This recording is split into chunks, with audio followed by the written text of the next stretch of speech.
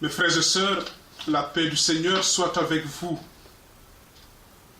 En ce dimanche, l'Église nous donne la joie de célébrer le Christ, notre roi, le roi de l'univers. Et l'évangile de Saint Luc, relatant la crucifixion, nous donne le sens véritable de la royauté du Christ. Un Messie, un roi crucifié, un roi humble. Et nous voyons déjà l'Écriture sur la croix nous dit quelque chose. Les bourreaux ont écrit ceci: celui-ci est le roi des Juifs. Et en écrivant cela, ils croyaient bien se moquer du Christ, qu'ils voyaient comme un ambitieux politique. En fait, ce n'était pas ça l'intention du Christ. Et les provocations des prêtres et des soldats vont dans ce sens. Voilà, Jésus est un imposteur, rien de plus. Les injures, même un des condamnés, des bandits crucifiés avec lui, qui dit: n'es-tu pas le Messie? Sauve-toi toi-même et nous avec. Jésus, mes frères et sœurs, est ici tenté de manière douloureuse. Si Jésus est crucifié, c'est pour aller jusqu'au bout de la solidarité avec les hommes souffrants, coupables ou torturés. La tentation porte précisément sur ce point. S'il peut accepter de ne pas user de son pouvoir pour son propre bénéfice, comment rejeter un tel appel, même crier dans la révolte? Quand même, ce monsieur lui dit: n'es-tu pas le Messie? Sauve-toi et sauve-nous avec.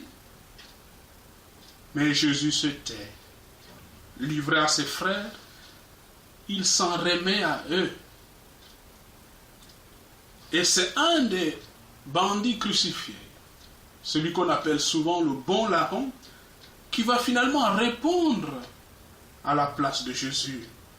Il va dire: pour nous c'est juste.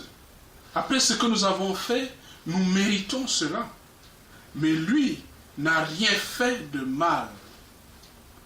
Et dans l'humilité confiante, ce bandit continue. Il dit: Jésus, souviens-toi de moi quand tu viendras inaugurer ton règne. Jésus alors, à ce moment, use de ses prérogatives royales pour gracier ce monsieur, pour pardonner ce monsieur. Et il répond ainsi au défi qu'on lui a lancé, en disant à ce bandit repenti: aujourd'hui même, tu seras avec moi dans le paradis. Mais bien aimé, Jésus sauve un homme, non en le préservant de la mort corporelle, mais en faisant de cette mort le passage à la vraie vie et au bonheur.